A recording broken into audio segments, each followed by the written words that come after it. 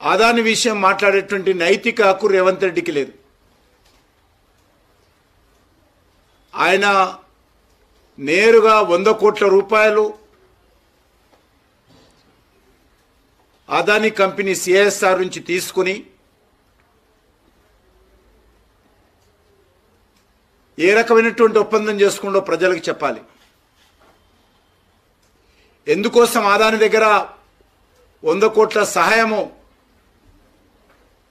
అడిగాడో, ఎందుకు ఇస్తామన్నారో, ఎందుకు ఫోటోలు కలిసి దిగారో ప్రజలకు చెప్పాల్సినటువంటి అవసరం ఉంది.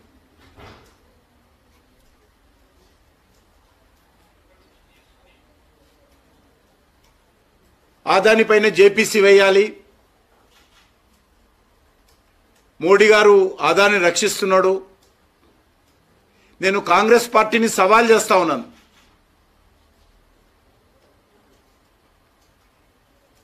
అది రేవంత్ రెడ్డి కానీ రాహుల్ గాంధీ కానీ ఏ ప్రాతిపాదికన అదానిపైన చర్యలు తీసుకోవాలో ఏదైనా ఒక్క సాక్ష్యం చూపించాల్సిందిగా కోరుతా ఉన్నాను. ఏ ఒక్కటి కూడా ఈరోజు మన దేశం యొక్క మీడియా ముందు కానీ, మన దేశంలో ఉన్నటువంటి న్యాయస్థానాల ముందు కానీ, దేశ ప్రజల ముందు కానీ ఏ ఒక్క ఆధారాలు చూపించకుండా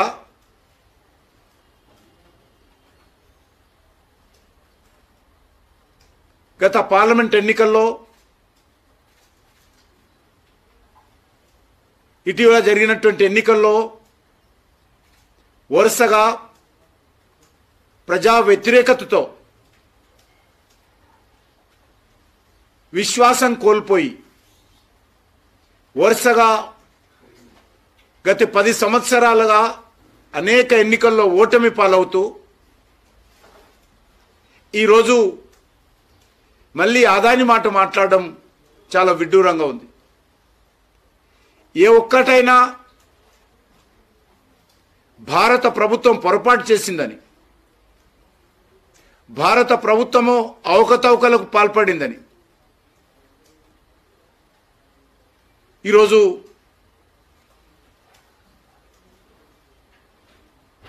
కాంగ్రెస్ పార్టీ నిరూపిస్తుందని అడుగుతా ఉన్నాను. ఏ ఒక్క మాట మీద నిలబడే సత్తా లేక, ఏ ఒక్క సమస్య మీద ఆధారాలు లేక